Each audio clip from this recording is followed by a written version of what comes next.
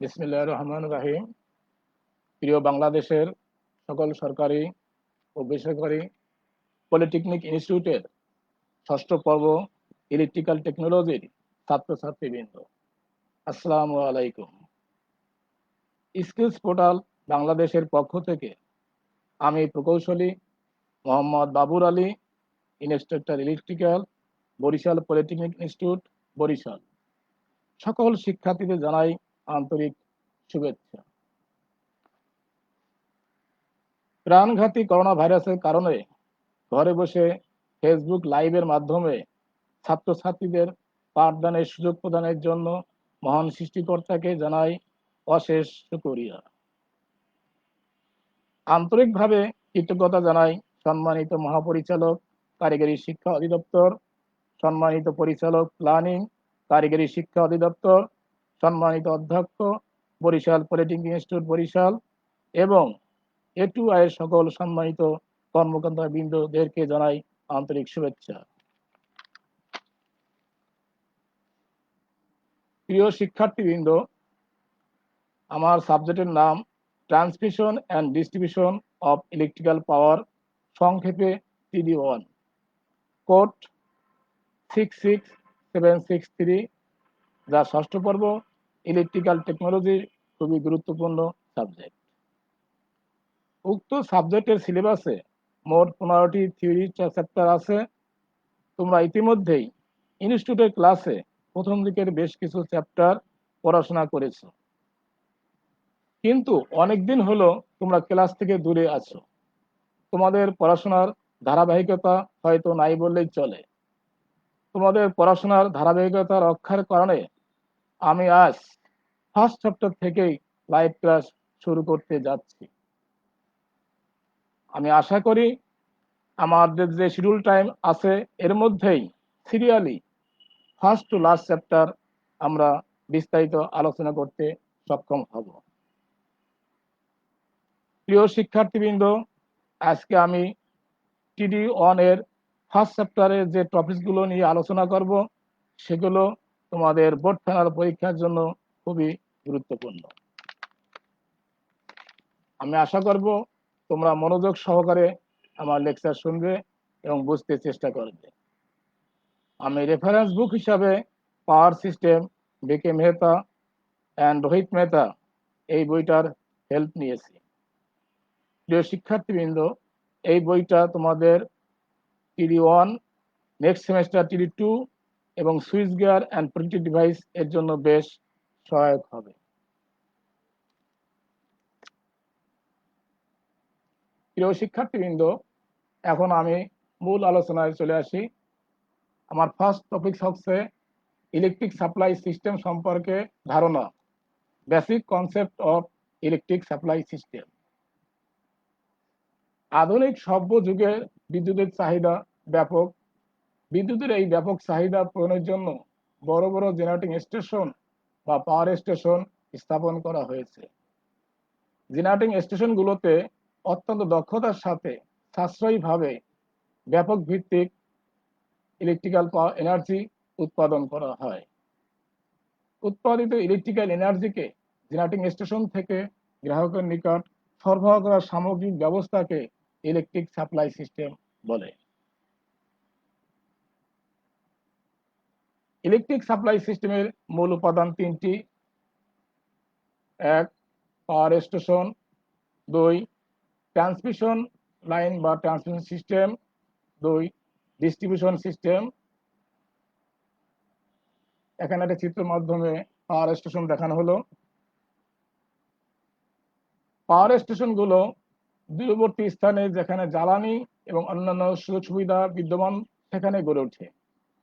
পাওয়ার স্টেশনের উৎপাদিত বিদ্যুৎ শক্তি দূরবর্তী লোড সেন্টারে সরবরাহ করা হয়। এক্ষেত্রে পাওয়ার স্টেশন এবং কনজিউমারের মধ্যে পরিবাহী মাধ্যমে একটি বিশাল নেটওয়ার্ক কাজ করে। ট্রান্সমিশন অ্যান্ড ডিস্ট্রিবিউশন হলো এই বিশাল নেটওয়ার্কের মূল উপাদান। এখানে একটা ট্রান্সমিশন লাইন দেখানো আছে। ট্রান্সমিশন সাধারণত ইলেকট্রিক টাওয়ারের মাধ্যমে হয়। এখানে হাই ভোল্টেজ ট্রান্সমিশন লাইন দেখানো আছে। আমাদের দেশে জেনারেশন অ্যান্ড ট্রান্সমিশন মূলত 3 ফেজ 3 ওয়্যার এসি সিস্টেম। পক্ষান্তরে ডিস্ট্রিবিউশন সিস্টেম হলো 3 phase 4 wire AC system. Power transmission and distribution আবার দুই পদ্ধতিতে হয়ে থাকে, যথা 1 নম্বর ওভারহেড সিস্টেমে, 2 আন্ডারগ্রাউন্ড সিস্টেমে। ওভারহেড সিস্টেমের তুলনায় আন্ডারগ্রাউন্ড সিস্টেমের বেশ ব্যয়বহুল। এই জন্য আমাদের দেশে ট্রান্সমিশন অ্যান্ড ডিস্ট্রিবিউশন এর ক্ষেত্রে ওভারহেড সিস্টেমের প্রচলন বেশি। প্রিয় শিক্ষার্থীবৃন্দ, আমি এখন দুইটা সিঙ্গেল লাইন ডায়াগ্রাম ব্যাখ্যা করব। এই সিঙ্গেল লাইন ডায়াগ্রামের মাধ্যমে তোমরা জানতে পারবে কিভাবে বিদ্যুৎ উৎপাদন কেন্দ্র থেকে গ্রাহকের নিকট বিদ্যুৎ সরবরাহ করা হয়, এবং একই সাথে জানতে পারবে এই বিদ্যুৎ সরবরাহের বিভিন্ন ধাপসমূহ এবং ধাপসমূহের স্ট্যান্ডার্ড ভোল্টেজ সেটিং কত তা তোমরা স্পষ্টভাবে আয়ত্ত করতে পারবে। এখানে আমি প্রথম একটা সিঙ্গেল লাইন ডায়াগ্রাম দেখে আছি। এখানে এই ডায়াগ্রাম থেকে দেখা যাচ্ছে যে আমাদের তিনটে অংশ, generation, transmission and distribution. Transmission আবার দুই প্রকার ভাবে বিভক্ত, primary transmission, secondary transmission. Similarly distribution আবার দুইভাবে বিভক্ত, প্রাইমারি ডিস্ট্রিবিউশন, সেকেন্ডারি ডিস্ট্রিবিউশন। এখন আমি দেখব কোথায় কত ভোল্টেজ আছে। 11 কেবি উৎপাদন, আমাদের দেশে বিভিন্ন ধরনের ভোল্টেজ আছে, 11 কেবি বেশি উৎপাদন হয়। এই যে জেনারেশন দেখানো হচ্ছে, এটা 11 কেবি উৎপাদন, এটাই জেনারেশন। এর কাছাকাছি হাই ভোল্টেজ করার জন্য স্টেপ আপ ট্রান্সফরমার আছে। আমার ডায়াগ্রামে দেখা যাচ্ছে যে এখানে সর্বোচ্চ ভোল্টেজ 230, 11 কেবিকে 230 কেবি করা হয়েছে। পরবর্তীতে 230 কে 132 কেবি, 132 কে আবার 33 কেবি, 33 কেবি থেকে 11 কেবি, 11 কেবি থেকে 0.4 কেবি বা 400 ভোল্ট, এইভাবে ধাপে ধাপে ভোল্টেজ গুলো চেঞ্জ হয়েছে। ডায়াগ্রাম থেকে দেখা যায় যে 230 কেবি এবং 132 কেবি লাইন প্রাইমারি ট্রান্সমিশন লাইন হিসেবে বিবেচনা করা হয়েছে। এরপর 33 কেবি লাইন, সেটা সেকেন্ডারি ট্রান্সমিশন, আর 11 কেবি প্রাইমারি ডিস্ট্রিবিউশন, আর এলটি গ্রাহকদের জন্য যে সেকেন্ডারি ডিস্ট্রিবিউশন আছে সেটা 0.4 কেবি। ডায়াগ্রামে দেখা যাচ্ছে যে 33 কেবি বা 33 কেবি ফিডার আছে। এখানে অনেক ভিআইপি কনজিউমারদের জন্য 33 কেবিতে পাওয়ার সরবরাহ করা হয়। আবার 11 কেবি ফিডার আছে, ইন্ডাস্ট্রি, বড় প্রতিষ্ঠান, 11 কেবিতে পাওয়ার সরবরাহ করা হয়। সেখানে তাদের নিজস্ব ট্রান্সফরমার আছে, ট্রান্সফরমার সাহায্যে তাদের ভোল্টেজ ডাউন করে করা হয়। আমি নেক্সট 2 নম্বর ডায়াগ্রামটা দেখাচ্ছি। এখানে generating station, primary transmission, secondary transmission, primary distribution, secondary distribution দেখানো আছে। আগের ডায়াগ্রাম থেকে এই ডায়াগ্রামের মূল পার্থক্য হলো, আগের ডায়াগ্রামের সর্বোচ্চ ভোল্টেজ ছিল 230 কেবি, এই ডায়াগ্রামের ভোল্টেজ 132 কেবি। আমাদের দেশে অনেক আগে 132 কেবি সর্বোচ্চ ট্রান্সমিশন লাইন ভোল্টেজ ছিল, তখন এই ডায়াগ্রামটা ব্যবহৃত হতো। আগের ডায়াগ্রাম আর বর্তমান এই ডায়াগ্রামের মধ্যে এই পার্থক্য ছাড়া বাকি স্টেপগুলো সিমিলার। সুতরাং এখানেও দেখানো আছে 11/132 কেবি, 132 থেকে 33 কেবি, 33 থেকে 11 কেবি, এইভাবে ধাপে ধাপে ভোল্টেজ গুলো চেঞ্জ হয়েছে।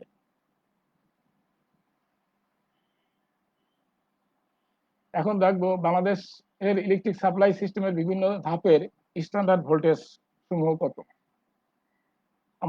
আমরা দেখতে পেলাম জেনারেটিং ভোল্টেজ 10.5 কেবি, 11 কেবি, 15.75 কেবি, আরো আছে, এইগুলো কমন।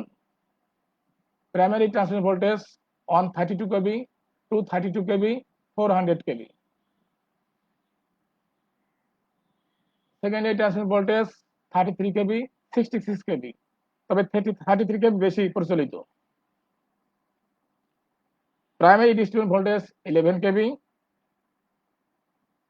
সেকেন্ডারি ডিস্ট্রিবিউশন ভোল্টেজ 0.4 কেবি বা 400 ভোল্ট, এখানে দুইটি ফেজের মধ্যবর্তী ভোল্টেজের মান 400, অর্থাৎ ফেজ টু ফেজ ভোল্টেজ 400, আর একটি ফেজ আর নিউট্রালের মধ্যবর্তী ভোল্টেজ 230 ভোল্ট বা 230।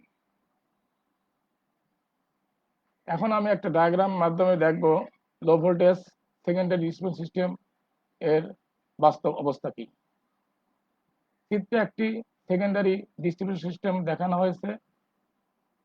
এর মূল উপাদান তিনটা: ফিডার, ডিস্ট্রিবিউটর এবং service main. Primary distribution voltage 11 KV কে ডিস্ট্রিবিউশন সাবস্টেশন ডিএস এর মাধ্যমে স্টেপ ডাউন করে 400 ভোল্টেজ 3 ফেজ 4 সিস্টেমে রূপান্তর করা হয়েছে। ডিস্ট্রিবিউশন সাবস্টেশনটি সংক্ষেপে ডিএস, এটা গ্রাহকের লোড সেন্টারে অবস্থিত। চিত্রে আমরা দেখতে পাচ্ছি যে এটা ডিস্ট্রিবিউশন সাবস্টেশন। এসএ এবং এসসি দুটো ফিডার, এই ফিডারের মাধ্যমে ডিস্ট্রিবিউটর এবি, বিসি, সিডি এবং ডিএ তে পাওয়ার সাপ্লাই করা হয়েছে। চিত্রে দেখা যাচ্ছে যে ফিডারের সাথে গ্রাহকের কোনো প্রকার ট্যাপিং নাই বা সংযোগ নাই, কিন্তু সার্ভিস মেইনের মাধ্যমে গ্রাহকের এনার্জি মিটারের সাথে ডিস্ট্রিবিউটরের সরাসরি সংযোগ থাকে। এক ফেজ গ্রাহককে একটি ফেজ এবং নিউট্রালের মাধ্যমে আর 3 ফেজ 400 ভোল্ট মোটর লোড এ সরাসরি 3 ফেজের মাধ্যমে ইলেকট্রিক সাপ্লাই দেওয়া হয়। প্রিয় শিক্ষার্থীবৃন্দ, এখন আমি ফিডার এবং ডিস্ট্রিবিউটরের মধ্যে কি পার্থক্য, মূল পার্থক্য সে বিষয়ে সংক্ষেপে আলোচনা করব। 1 নম্বর পার্থক্য: কোন এলাকার বিদ্যুৎ সরবরাহ দেওয়ার জন্য উচ্চ ভোল্টেজের যে মেন লাইন টানা হয় তাকেই ফিডার বলে। পক্ষান্তরে গ্রাহককে সরাসরি লাইন দেওয়ার জন্য নিম্ন ভোল্টেজের যে লাইন টানা হয় সেটাই ডিস্ট্রিবিউটর। ফিডারে সরাসরি কোনো গ্রাহকের সংযোগ থাকে না বা ট্যাপিং থাকে না, কিন্তু ডিস্ট্রিবিউটরের সাথে সরাসরি গ্রাহকের সংযোগ থাকে। 3 নম্বর পার্থক্য: ফিডারের কারেন্ট ডেনসিটি সর্বত্র সমান থাকে। যেহেতু এখানে কোনো গ্রাহকের লোড থাকে না, সুতরাং ফিডারের সব জায়গায় কারেন্ট সমান থাকে, কিন্তু ডিস্ট্রিবিউটরের কারেন্ট ডেনসিটি সর্বত্র সমান থাকে না, কারণ এখানে ট্যাপিং থাকে, বিভিন্ন অংশে কারেন্ট ভিন্ন ভিন্ন হয়। ফিডার ডিজাইনের ক্ষেত্রে কারেন্ট ডেনসিটিকে প্রধান বিবেচ্য বিষয় হিসেবে গণ্য করা হয়। পক্ষান্তরে ডিস্ট্রিবিউটর ডিজাইনের ক্ষেত্রে ভোল্টেজ ড্রপকে প্রধান বিবেচ্য বিষয় হিসেবে গণ্য করা হয়ে থাকে। সার্ভিস মেইন: ডিস্ট্রিবিউটর থেকে গ্রাহকের এনার্জি মিটার পর্যন্ত সংযুক্ত ইলেকট্রিক লাইনকে সার্ভিস মেইন বলে। সাধারণত ডিস্ট্রিবিউটর লাইন এর খুঁটি বা পোল থেকে সার্ভিস মেইন টানা হয়। প্রিয় শিক্ষার্থীবৃন্দ, আমি আশা করি ফিডার, ডিস্ট্রিবিউটর এবং সার্ভিস মেইন সম্বন্ধে তোমাদের ধারণাটা ক্লিয়ার হবে। প্রিয় শিক্ষার্থীবৃন্দ, আমরা দেখলাম ট্রান্সমিশন লাইন সবসময় হাই ভোল্টেজের। কেন এই হাই ভোল্টেজের ট্রান্সমিশন করা হয়, এর সুবিধা কি, আমরা এখন আলোচনা করব। হাই ভোল্টেজের কতগুলো সুবিধা আছে, এগুলো থিওরিটিক্যাল দেখবো এবং সাথে সাথে আমরা কিছু প্রমাণ দেখবো। 1 নম্বর সুবিধা হচ্ছে লাইন লস ভোল্টেজের ব্যস্তানুপাতিক বৃদ্ধি হয়, উচ্চ ভোল্টেজের লাইন লস কম হয়। 2 নম্বর সুবিধা হচ্ছে লাইন লস কম হওয়ার কারণে ট্রান্সমিশন দক্ষতা বৃদ্ধি পায়। 3 নম্বর সুবিধা হচ্ছে একই পাওয়ারের ক্ষেত্রে ভোল্টেজ উচ্চ হলে আনুপাতিক হারে লাইনের কারেন্ট কমে যায়, ফলে উচ্চ ভোল্টেজে তুলনামূলকভাবে কম আয়তনের পরিবাহী তারের প্রয়োজন হয়, যা আর্থিক দিক দিয়ে সাশ্রয়ী। 4 নম্বর সুবিধা হচ্ছে উচ্চ ভোল্টেজে লাইন কারেন্ট কম থাকায় লাইনের ভোল্টেজ ড্রপ কম হয়, ফলে রেগুলেশন উন্নত হয়। প্রিয় শিক্ষার্থীবৃন্দ, এখন আমি গাণিতিকভাবে প্রমাণ করে দেখব যে উচ্চ ভোল্টেজে পাওয়ার ট্রান্সমিশনে পরিবাহী আয়তন কম লাগে। মনে করি ট্রান্সমিশন পাওয়ার সিস্টেম হলো 3 ফেজ 3 ওয়্যার এসি। এক্ষেত্রে ট্রান্সমিশন পাওয়ার সমান P watt, line voltage V volt. Line loss W watt, load power factor cos phi, ট্রান্সমিশন লাইনের দৈর্ঘ্য এল মিটার, প্রতি তারের রেজিস্ট্যান্স আর ওহম, প্রতি তারের রেজিস্টিভিটি রো ওহম মিটার, পরিবাহী প্রস্থচ্ছেদ এ বর্গমিটার। এগুলো স্ট্যান্ডার্ড ডাটা। আমরা জানি 3 ফেজের ক্ষেত্রে লোড কারেন্ট I সমান P by √3 VL cos phi, এত অ্যাম্পিয়ার। যেহেতু 3 ফেজ 3 ওয়াট সিস্টেম, এখানে টোটাল লস 3I², আর 3I এর মান বসানোর পর স্কোয়ার করা হয়েছে এবং আর এর মান বসানো হয়েছে রো এল বাই এ। তাহলে আমরা পাই টোটাল লস ডাব্লিউ সমান P² rho L by V² cos² phi A, এত ওয়াট।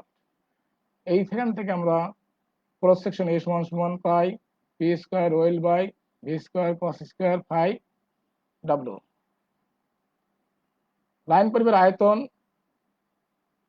3AL, যেহেতু 3 তার সিস্টেম, 3 এর মান এল এর মান বসানোর পর পাই আমরা 3P² rho L square by V² cos² phi W.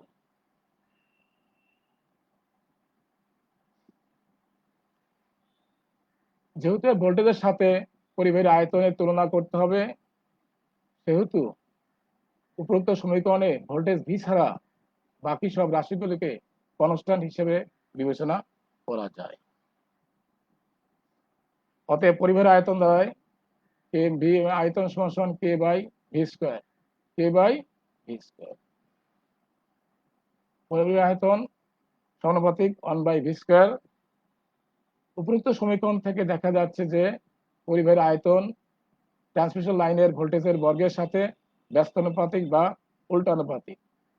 অতএব আমরা বলতে পারি ট্রান্সমিশন লাইনের ভোল্টেজ উচ্চমানের হলে পরিবাহীর আয়তন অনেক কম লাগে।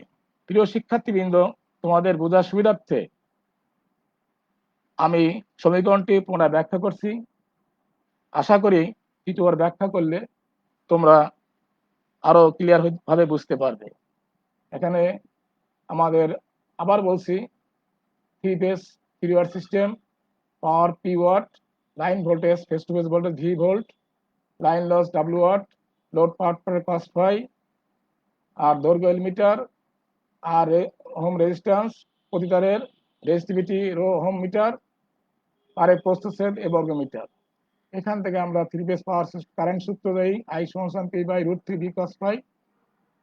টোটাল লস আমরা জানি 3I², 3I এর মান বসানোর পরে আর এর মান বসানো হয়েছে রো এল বাই এ, বসানোর পর আমরা এই সমীকরণটা পাই। এই সমীকরণ থেকে এ সমান পাই আমরা P² rho L by V² cos² phi W. আমরা বের করতে হবে লাইনের আয়তন। অতএব লাইনের পরিবারের আয়তন, যেহেতু 3 তার সিস্টেম, 3AL, অতএব লাইন পরিবারের আয়তন দাঁড়ায় 3P² rho L square by V² cos² phi omega. যেহেতু ভোল্টেজের সাথে পরিবাহীর আয়তন তুলনা করতে হবে, সেহেতু উপযুক্ত সমীকরণে ভোল্টেজ ভি ছাড়া বাকি সব রাশিগুলিকে আমরা কনস্ট্যান্ট বিবেচনা করতে পারি। সেক্ষেত্রে দাঁড়ায় পরিবাহীর আয়তন কে বাই V², অর্থাৎ পরিবাহীর আয়তন সমানুপাতিক 1/V²। অর্থাৎ বলা যায়, সমীকরণ থেকে বলা যায় পরিবাহীর আয়তন ট্রান্সমিশন লাইনের ভোল্টেজের বর্গের সাথে ব্যস্তানুপাতিক বা উল্টানুপাতিক। অর্থাৎ ট্রান্সমিশন লাইনের ভোল্টেজ উচ্চমানের হলে পরিবাহীর আয়তন অনেক কম লাগে। এটা আমরা ক্লিয়ার হতে পারলাম। প্রিয় শিক্ষার্থীবৃন্দ, এখন আমরা দেখব উচ্চ ভোল্টেজে ট্রান্সমিশন লাইনের এফিসিয়েন্সি বৃদ্ধি পায়, এটা প্রমাণ করে দেখব।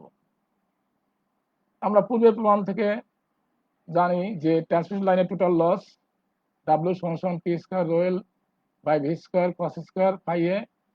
এখানে P হচ্ছে আউটপুট পাওয়ার।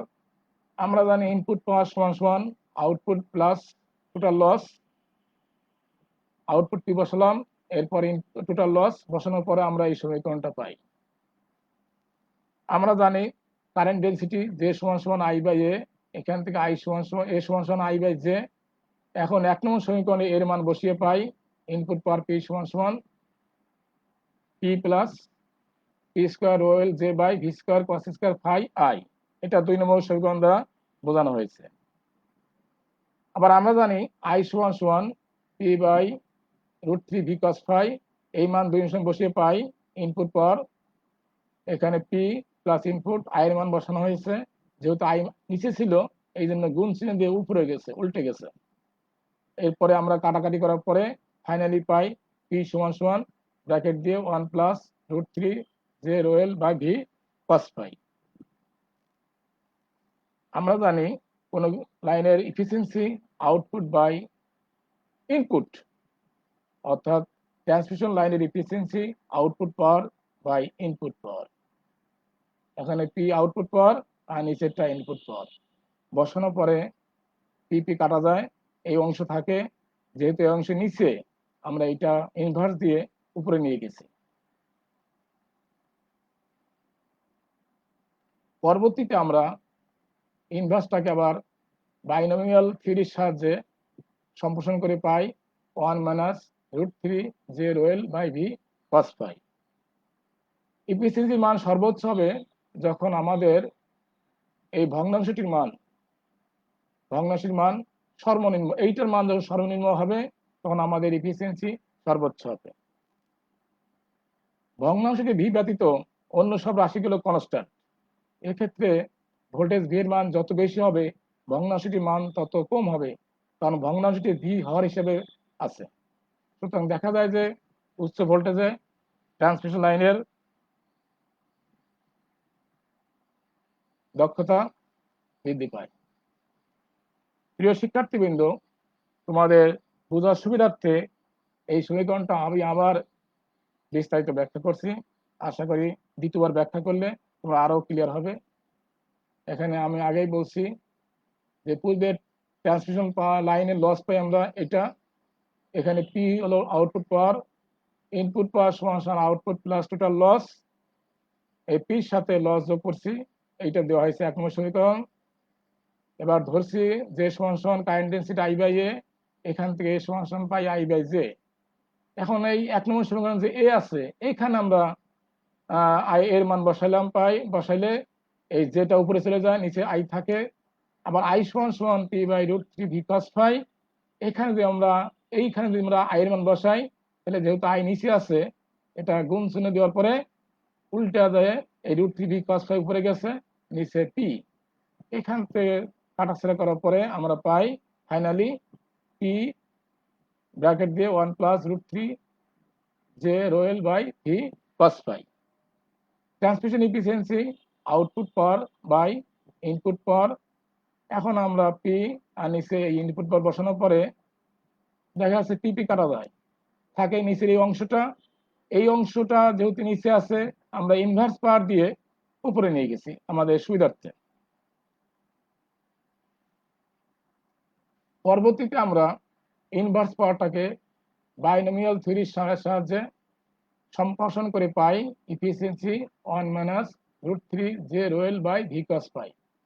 প্রিয় শিক্ষার্থীবৃন্দ, যদি এই মানটা 1 হইতো তাহলে সর্বোচ্চ এফিসিয়েন্সি হইতো আউটপুট এবং ইনপুট সমান হইতো, কিন্তু এক্ষেত্রে দেখা যাচ্ছে 1 থেকে কিছু অংশ মাইনাস হয়েছে, অর্থাৎ এক্ষেত্রে এফিসিয়েন্সির মান 1 হবে না, কিছু কম হবে। এই ভগ্নাংশ থেকে দেখা যাচ্ছে যে ভি নিচে আছে, এই ভগ্নাংশ বাকিগুলো কনস্ট্যান্ট, ভি হচ্ছে ভেরিয়েবল। এখন এই ভিটা হর হিসেবে আছে, এই ভি মান যত বেশি হবে এই ভগ্নাংশের মান তত কম হবে, সেক্ষেত্রে 1 থেকে কম বাদ দেওয়ার ফলে আমাদের এফিসিয়েন্সির মান বেশি হবে। সুতরাং এখান থেকে আমরা বলতে পারি উচ্চ ভোল্টেজ অর্থাৎ ট্রান্সমিশন লাইনের ভোল্টেজ যত বেশি হবে দক্ষতা তত বেশি হবে। প্রিয় ছাত্রছাত্রীবৃন্দ, আমরা দুটো প্রমাণ থেকে দেখলাম যে উচ্চ ভোল্টেজ ট্রান্সমিশনে পরিবারের আয়তন কম লাগে, সাথে সাথে এটাও দেখলাম উচ্চ ভোল্টেজ ট্রান্সমিশনে লাইনের দক্ষতা বৃদ্ধি পায়। এই জন্য আমাদের ট্রান্সমিশন সর্বদাই হাই ভোল্টেজে করা হয়। প্রিয় শিক্ষার্থীবৃন্দ, আজকের আলোচনা থেকে আমরা যেসব বিষয় স্পষ্টভাবে জানতে পারি সেগুলো যদি সংক্ষিপ্ত আকারে আমি পাই তাহলে 1 নম্বর আছে ইলেকট্রিক সাপ্লাই সিস্টেমের বেসিক কনসেপ্ট বা মৌলিক ধারণা, 2 নম্বর ফিডার এবং ডিস্ট্রিবিউটরের মধ্যে মূল পার্থক্য, 3 বিদ্যুৎ উৎপাদন কেন্দ্র থেকে কিভাবে গ্রাহকের নিকট বিদ্যুৎ সরবরাহ করা হয়, 4 উচ্চ ভোল্টেজ পাওয়ার ট্রান্সমিশন সুবিধাসমূহ। এইগুলো আমরা মেন জানতে পারলাম এবং ক্লিয়ার হইতে পারলাম। প্রিয় শিক্ষার্থীবৃন্দ, আগামী দিনে আমি যেসব বিষয়গুলো নিয়ে বিস্তারিত আলোচনা করব সেগুলো তোমাদের আগেই জানিয়ে রাখি। আমার নেক্সট ক্লাসের আলোচ্য বিষয় হবে 1 নম্বর পাওয়ার ট্রান্সমিশন অ্যান্ড ডিস্ট্রিবিউশনের বিভিন্ন রকম সিস্টেম বা পদ্ধতি। 2 বিভিন্ন রকম পদ্ধতির মধ্যকার পরিবাহী তারের সাশ্রয়ের তুলনা, যাকে ইংলিশে বলে কম্পারিজন অফ ভেরিয়াস সিস্টেম। এটা খুবই ইম্পর্টেন্ট, আমাদের ব্রড কোশ্চেন এখান থেকে হয়। 3 most economic working voltage and solve problems, অর্থাৎ সর্বোচ্চ সাশ্রয়ী কার্যকরী ভোল্টেজ, সুলভ কার্যকরী ভোল্টেজ, এবং এই সংশ্লিষ্ট কিছু ম্যাথমেটিক্স আছে যেটা পরীক্ষা আসে, এটা আমরা আলোচনা করব। প্রিয় শিক্ষার্থীবৃন্দ, তোমাদের পড়াশোনার অধিক মনোযোগী হওয়ার সুবিধার্থে তোমাদের জন্য আজকে ক্লাস শেষে কিছু হোমওয়ার্ক হিসাবে কিছু কোশ্চেন সেট করা হলো। তোমরা ধারাবাহিকভাবে কোশ্চেনগুলোর আনসার মুখস্থ করবে, পড়বে এবং লিখবে। ইনস্টিটিউটের ক্লাস পুনরায় শুরু হলে সংশ্লিষ্ট টিচারের নিকট তা জমা দেবে। সংশ্লিষ্ট টিচার মহোদয় নিয়ম মোতাবেক তোমাদের হোমওয়ার্কগুলো মূল্যায়ন করবেন। এখন দেখা যাক হোমওয়ার্ক হিসেবে কি কি কোশ্চেন সেট করা হলো। 1 নম্বর কোশ্চেন, ওভারহেড সিস্টেমের এবং আন্ডারগ্রাউন্ড সিস্টেমের মধ্যকার পারস্পরিক সুবিধা অসুবিধা আলোচনা করো, এটা বিস্তারিত পড়বে। 2 নম্বর, অধিক উচ্চ ট্রান্সমিশন ভোল্টেজের সীমাবদ্ধতা কি কি। আমরা আজকে আলোচনা করছি, সুবিধা দেখাইছি শুধুমাত্র, কিন্তু এর কিছু অসুবিধাও আছে, এইটা তোমরা একটু হাইলাইটস করবে। 3, ফিডার ডিজাইনের ক্ষেত্রে কারেন্ট ডেন্সিটি এবং ডিস্ট্রিবিউটর ডিজাইনের ক্ষেত্রে ভোল্টেজ ড্রপকে প্রধান বিবেচ্য হিসাবে গণ্য করা হয় কেন। 4, গাণিতিকভাবে দেখাও যে উচ্চ ভোল্টেজ ট্রান্সমিশনে লাইনের ভোল্টেজ ড্রপের হার কম।